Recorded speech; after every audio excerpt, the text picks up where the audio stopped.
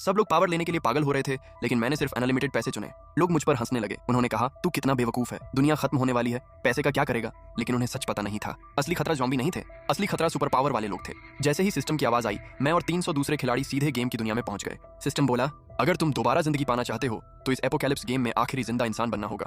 फिर शुरुआती आइटम चुनने का समय आया। लिस्ट में हर तरह की सुपर पावर थी। सब लोग जल्दी जल्दी पावर चुन रहे थे, लेकिन मैं लिस्ट के आखिरी पेज तक गया। सबसे नीचे एक सोने का सिक्का था, उस पर लिखा था अनलिमिटेड वेल्थ। मैंने बिना सोचे वही चुन लिया। मेरे साथ आया क्लास प्रेसिडेंट जो फरहान ने माइंड कंट्रोल चुना था। जैसे ही उसने मेरा आइटम देखा, वह हंस पड़ा। लिन युनशी, तू सच में पैसों का इतना दीवाना है? दुनिया खत्म होने वाली है और तू पैसे चुन रहा है। फिर उसने क्लास की सबसे खूबसूरत लड़की शू जेन जेन की तरफ देखा। और तुमने क्या चुना? शू जेन जेन मुस्कुराई। जो फरहान बोला, मैं किसी भी इंसान को अपने प्यार में डाल सकता हूँ, यहाँ तक कि ज़ॉम्बी भी मेरा विरोध नहीं कर पाएंगे। जब प्यार मेरे साथ है तो मैं कभी नहीं मरूंगा। सभी के आइटम चुनने के बाद सिस्टम फिर बोला, सभी खिलाड़ियों को अपनी ताकत बढ़ाने के लिए 1 साल दिया जाता है। 1 साल बाद एपोकैलिप्स शुरू होगा। इस गेम में सिर्फ एक ही विजेता होगा, जो आखिरी तक जिंदा रहेगा वही जीत पाएगा। ये सुनते ही सबके चेहरे बदल गए। जो लोग अभी दोस्त बने थे, अब एक दूसरे को शक की नजर से देखने लगे, क्योंकि इस गेम में कोई दोस्त नहीं था, हर कोई दुश्मन था। फिर सिस्टम ने सभी खिलाड़ियों को दुनिया के अलग अलग हिस्सों में भेज दिया।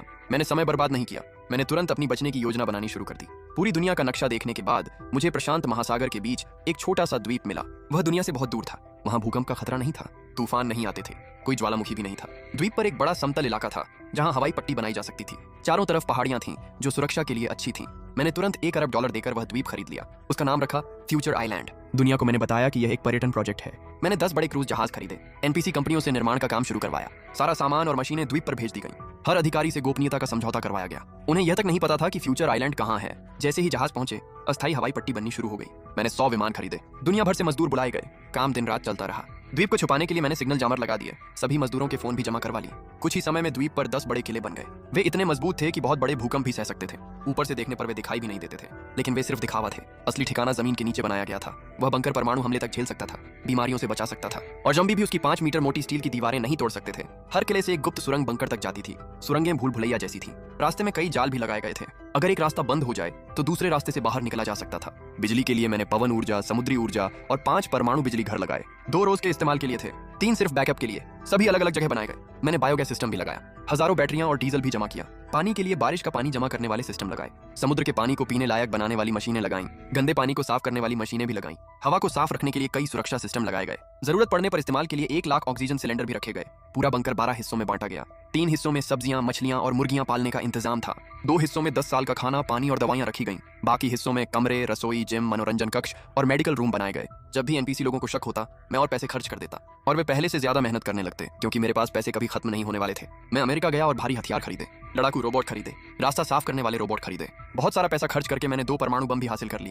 पास की खाड़ी में एक परमाणु पनडुब्बी और एक विमान छिपाकर रखा गया। बंकर से वहां तक एक गुप्त सुरंग बनाई गई। मैंने रोज विमान और पनडुब्बी चलाने की ट्रेनिंग ली। द्वीप को और सुरक्षित बनाने के लिए समुद्र में कृत्रिम चट्टानें लगाईं। कोई जहाज पास आता तो टकराकर डूब जाता। पूरे द्वीप के चारों तरफ बिजली वाली बाड़ लगा दी गई। समुद्र में विस्फोटक लगाए गए। रडार सिस्टम लगाया गया, जो भी पास आता उसे पहले ही पहचान लिया जाता। आसमान में भी बिजली वाला जाल लगाया गया ताकि संक्रमित पक्षी अंदर न आ सकें। पूरा 1 साल बीत गया। आखिरकार फ्यूचर आइलैंड पूरी तरह तैयार हो गया। दुनिया को धोखा देने के लिए मैंने कई नकली पर्यटन प्रोजेक्ट भी शुरू किए। कुछ बैकअप ठिकाने भी बनाए। फिर मैंने और पैसा खर्च किया। स्पेसएक्स खरीद लिया। धरती के सभी 6922 सैटेलाइट खरीद ली। अब मेरा इंटरनेट कभी बंद नहीं हो सकता था। मैंने दुनिया की बड़ी एयरलाइंस और शिपिंग कंपनियां भी खरीद ली। आखिरी हफ्ते में मैंने उनके सभी विमान और जहाज नष्ट करने का आदेश दे दिया। पूरी दुनिया हैरान रह गई। सबको लगा दुनिया का सबसे अमीर आदमी पागल हो गया है, लेकिन खिलाड़ी समझ गए थे, दुनिया का सबसे अमीर आदमी ही उनका सबसे बड़ा दुश्मन था। तभी खिलाड़ी चैट में एक निजी संदेश आया, जो फरहान ने लिखा, लिन युनशी, क्या दुनिया का सबसे अमीर अरबपति तुम हो? वह अकेला इंसान था जिसे पता था कि मैंने अनलिमिटेड वेल्थ चुनी थी। मैंने जवाब नहीं दिया। 1 हफ्ते बाद असली एपोकैलिप्स शुरू हो गया। जिन खिलाड़ियों ने अपनी ताकत पूरी तरह बढ़ा ली थी, वे तैयार खड़े थे। सभी 300 खिलाड़ियों के नाम और नंबर स्क्रीन पर दिखाई दिए। मैं नंबर 99 था, जो फरहान नंबर हानो था, और शू जेन जेन नंबर 101 थी। तभी सिस्टम की आवाज गूंजी, सिस्टम अलर्ट, एपोकैलिप्स मोड शुरू हो चुका है। ये गेम तब तक चलेगा जब तक